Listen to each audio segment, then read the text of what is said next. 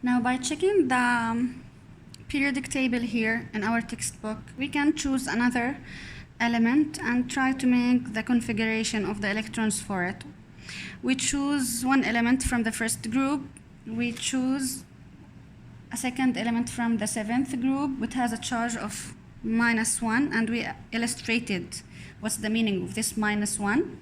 And now let's choose any element from the sixth group that has -2 as a charge. And we know the relationship between the charge and the number of the electrons that is getting gained or getting lost in the reaction between the two atoms. Okay, let's take any element from the sixth group.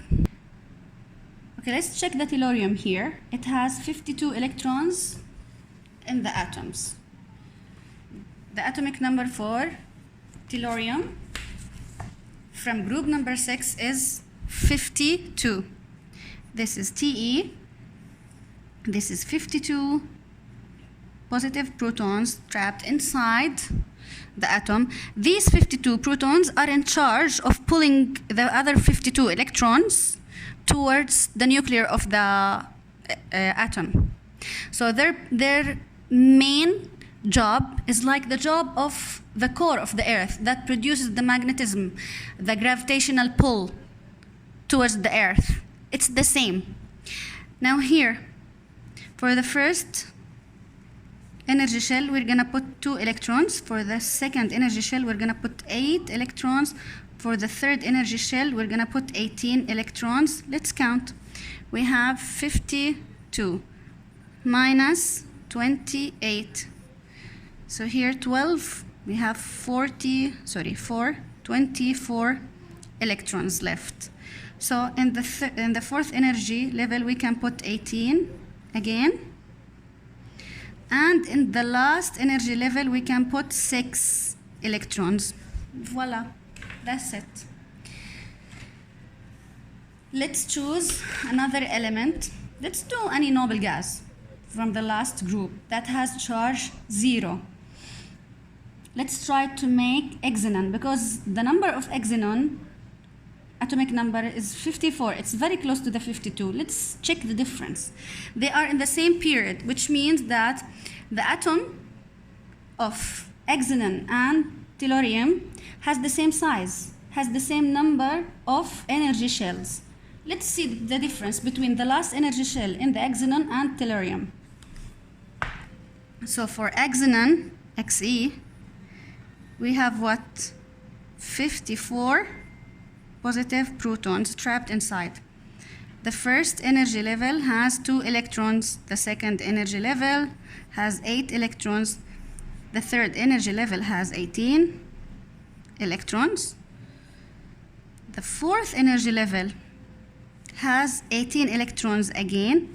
Okay, the last energy level is what? Let's put numbers. Here, this is number 1, number 2, number 3, number 4, and the last and fifth energy level.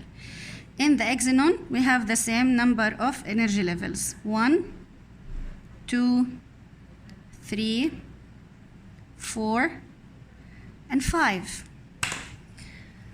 So far we have 54 electrons for the xenon, and here 2 and 8, 10, and 18, 28, and another 18.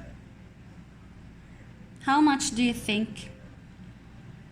Let's calculate it.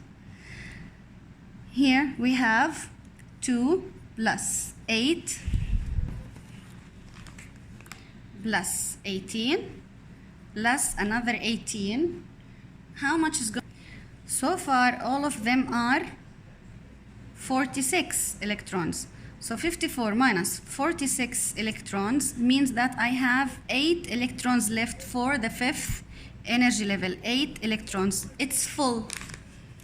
It's stable. It doesn't need to react, to give or take. That's why xenon is in the 8th group, and the charge for xenon is what?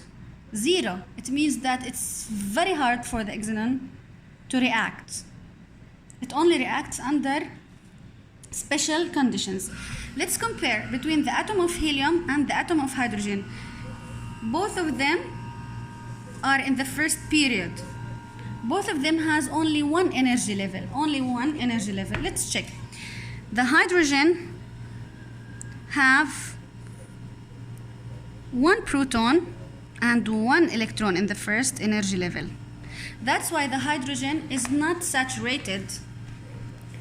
It has only 1 energy level, and it's not even saturated. But let's compare it with the helium. Helium has 2 protons inside the nuclear and has 1 energy level that contains 2 electrons. So it's full.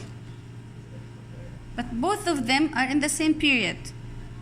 So when the hydrogen reacts, it's trying to get to the same situation of the helium. It's trying to copy the situation of the helium. She's trying to become like helium, satisfied, settled down. Does not need to look for another electron to fill its orbit. Thank you for listening. That's it for today.